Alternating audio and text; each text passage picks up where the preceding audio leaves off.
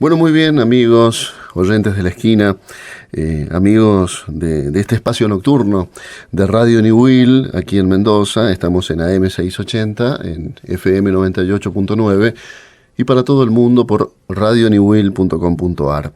Pues bien, hace algún tiempo, recorriendo estos hermosos materiales que suelen llegar de la Nación para las bibliotecas de los colegios secundarios, encontré un libro mítico que se llama Escrito con un nictógrafo, en una nueva edición, claro, del poeta Arturo Carrera, y allí se despertó un interés.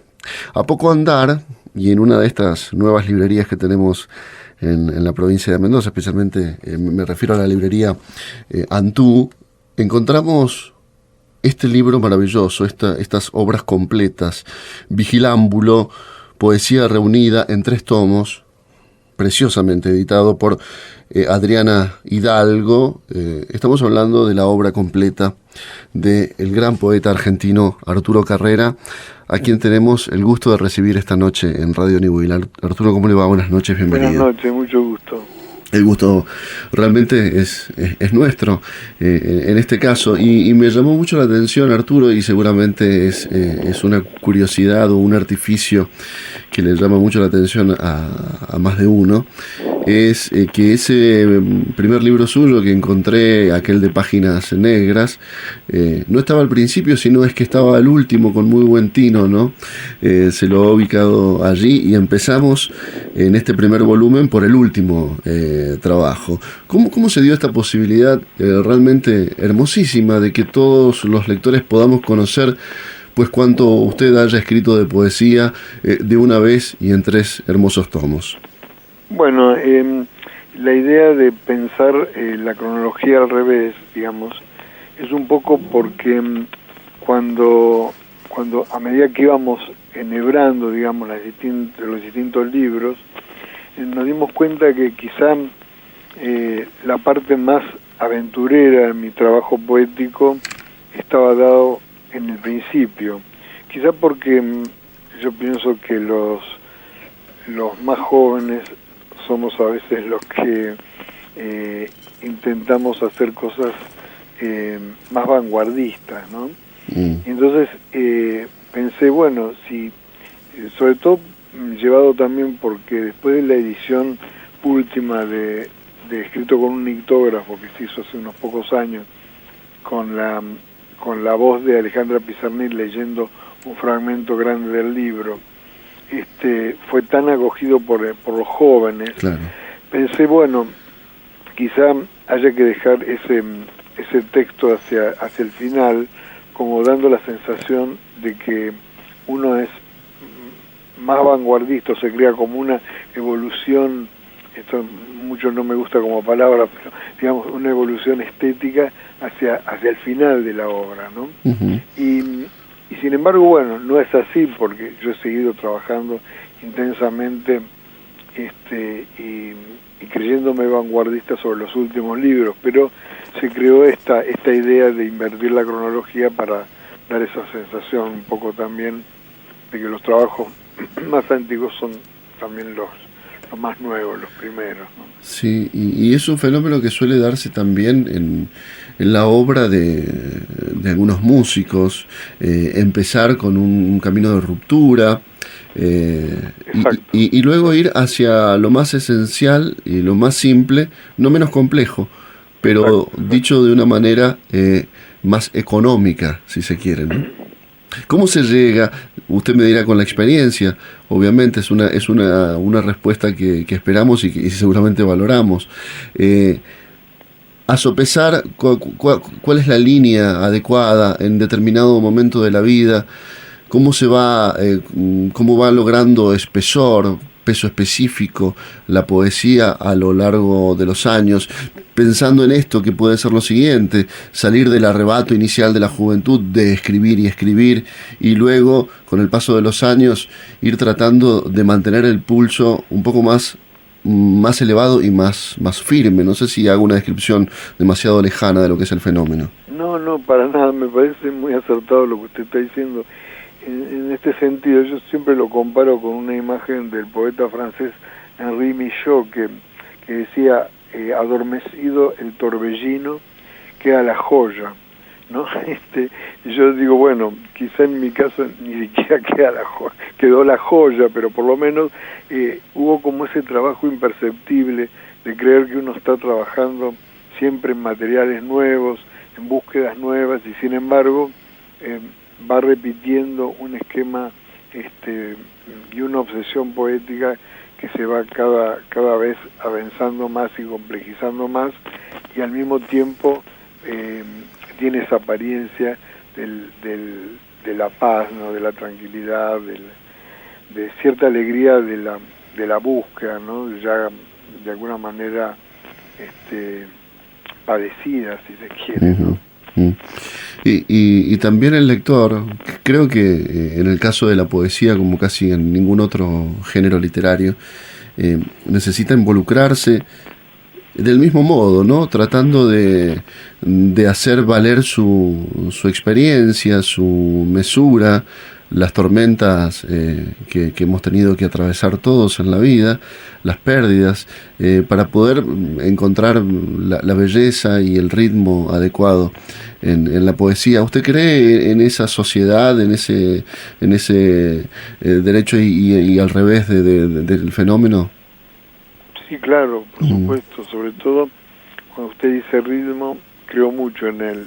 Trato de buscar en mi poesía justamente, o de escuchar esa cosa que yo considero muy personal, que es el ritmo propio, ¿no? Que por otro lado, a medida que han ido pasando de los años, he descubierto distintas definiciones dadas por los músicos mismos, ¿no?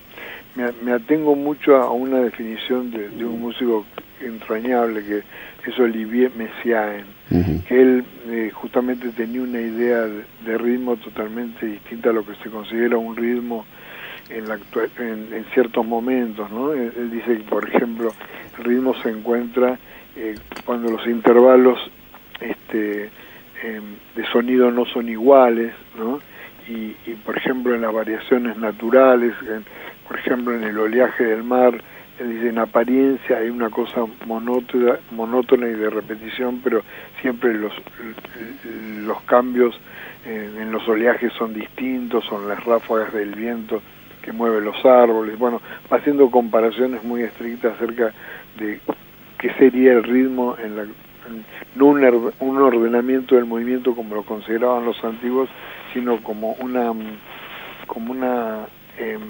disyunción, una cosa más disruptiva, ¿no? Como cosa rítmica. Entonces me atengo mucho a eso y trato de pensar un ritmo nuevo para mi poesía, ¿no?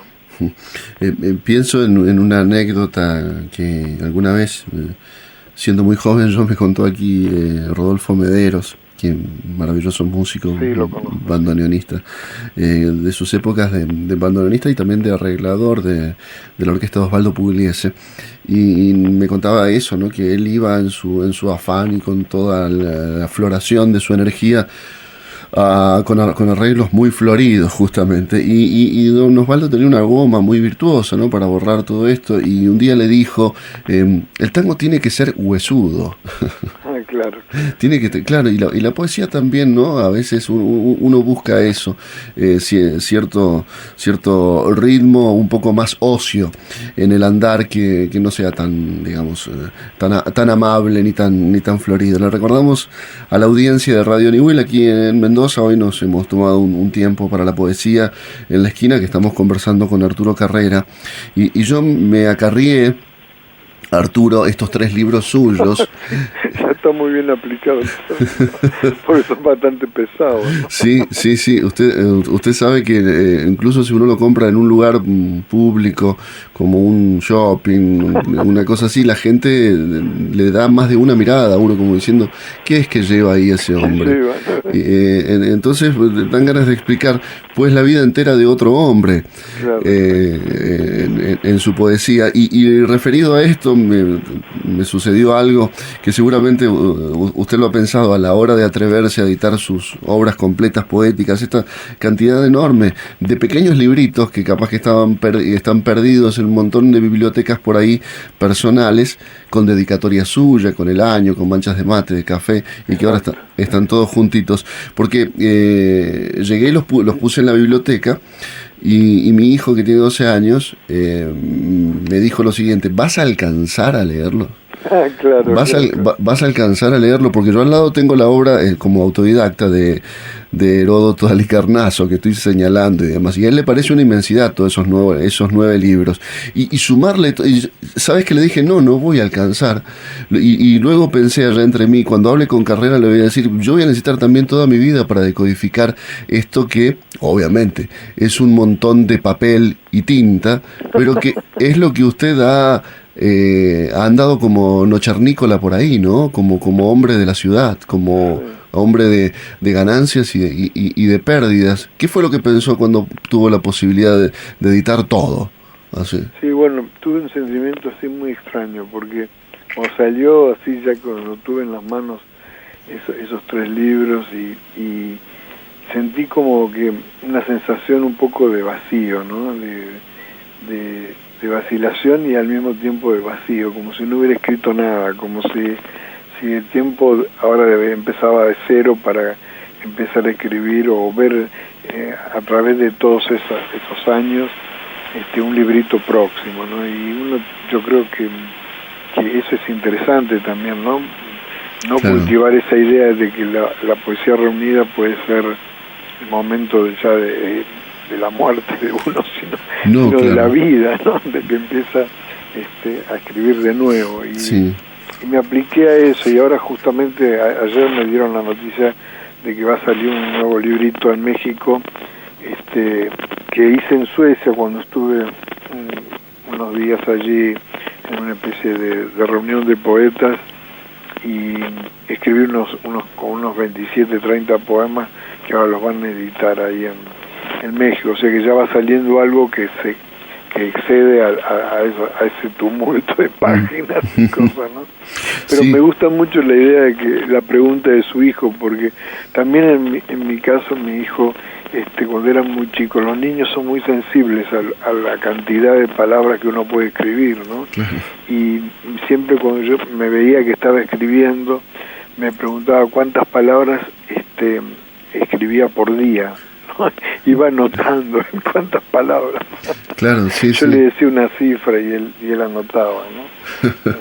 Muy sensibles a eso los chicos, ¿no? Sí, y aparte el hecho de conocer cómo es el género poesía, que es tan difícil de explicar, casi como imposible. No vamos a citar a Borges ni a Blake en este caso respecto de la imposibilidad de definir la poesía, pero es complejo explicárselo a un chico, solamente tiene que sentirlo. Arturo, yo no conozco mucho respecto de cómo ha sido su derrotero, su vida, en qué lugares, más allá de Pringles, Buenos Aires, que es una ciudad que usted ama, y demás, los lugares o las ciudades o los sitios del mundo que para usted han sido interesantes. Vaya, le estoy preguntando, ¿ha viajado mucho, ha vivido en otros lugares? ¿Ha sido importante para su poesía esto? Sí, muy importante. Sobre todo ciertos contactos con mi familia en el sur de Italia, en Sicilia. Eso fue para mí muy revelador. Y también en otro lugar que estuve becado, que se llama Siena, que es en el centro de Italia. Después, los tiempos que he estado pasando en un centro internacional de traductores que existe en la Provence, en Francia, en Arles precisamente. Y bueno, estos lugares, y sobre todo la Pampa Húmeda, digo yo, porque ahí he pasado mucho tiempo en campos de amigos míos o gente que me ha invitado gentilmente en los veranos a pasar unos días así en la soledad del campo, y todo eso ha contribuido a que yo escriba cosas que tienen como temáticas parecidas, ¿no? Sobre todo en mi libro, por ejemplo, Arturo y yo, o ciertas derivaciones acerca del arco iris. en mi libro La banda oscura de Alejandro, que precisamente la banda oscura de Alejandro es un acontecimiento astronómico, ¿no? De un astrónomo que se llamaba Alejandro de Afrodisias y que descubrió esa franja oscura que divide los dos arcoíris cuando salen después de la lluvia, ¿no? Uh-huh. Bueno, hay muchas cosas, muchos códigos, muchas invenciones también de otros en mi obra, ¿no?